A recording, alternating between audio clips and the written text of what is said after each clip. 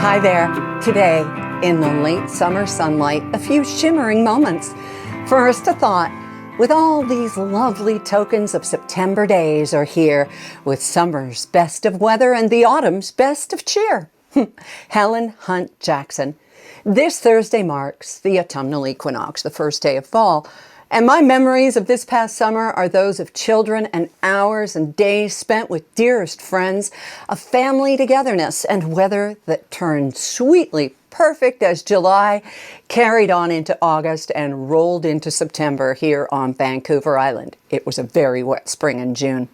This season, though, began with a goodbye to one well-used mini convertible, and hello to another less used but now equally loved. And with weather so perfect for having the top down, I added to my visor collection just to enjoy every minute. Don't judge. Two of our very proudest moments, though, as grandparents came this past summer. One happened when Colin, who's turning 8 in, not even 2 weeks, finally got the swing of balancing and pedaling a bike with no training wheels. Now, this has been a project in the making for some 2 years on and off. And now that he's really got the hang of it, he feels like he's flying. Well, later that night, I tried to tell him that there's a saying that goes, it's just like riding a bicycle. And what it means is it's something that once you learn it, it's a skill you never forget. Then I added, you'll always remember your granddude teaching you how to ride a bike. But he didn't quite agree. Oh, I don't think so. I mean, I'm 7 now, so when I'm like 99? And I answered, I'm pretty sure you will. You'll remember that it was your granddude, and you'll think that maybe it was in your schoolyard and parking lot. You will remember that school's name. You may not recall which summer it was, but you'll remember your granddude, I promise. He is a wonderful teacher, my Rob. For example, he'll likely teach Colin and Jane to use his sewing machine long before I show them how to bake. Well, at least I can make a pretty good focaccia. And he has always been the one to walk me through technology, like shooting this blog, editing this blog, which I also do, adding pictures, do that too, and so on. Well, I have learned other tech on my own, especially during COVID, when I discovered how to make things like this. I'm always grateful for a teacher who is patient, kind, and most of all understanding when I have to get up and walk away because my frustration with myself and my tech skills have brought on a hot flash. Do you get one of those too when you get frustrated?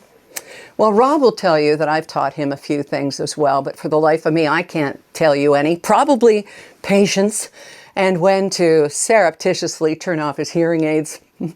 But what I've taught him, well, that's not important. It's what we teach our children and our grandchildren, the necessary lessons in bike riding, hitting or sinking a ball, and above all, remembering always to think of the feelings of others, to put yourself in their shoes, to be kind, to give, and to do for others without any expectation of a reward. We weren't perfect parents, but we sure tried our best. We raised a child who was empathetic, wise beyond her years, gentle, funny, sarcastic, and sensitive. She was a peacemaker and sounding board among her friends and coworkers. And while there is so much I miss every day about our daughter, we know enough to make the most of what we do have around us now. The love of family and the joy of knowing Jane, who will soon be 3, will one day be riding in that school lot too. And maybe that too will be a memory of us and one glorious summer whenever it comes. Have a beautiful week. Now, I'm not going to have a journal for you here next week as Rob and I are going away, and I promise to park my laptop just a little bit, but I'll still be with you on Facebook if you want to come by. And of course, drift with Erin Davis Sleep Stories if you want the latest snooze. Not news, snooze. Thank you. Happy fall when it gets here. Enjoy these last moments of summer, and I'll talk to you in October.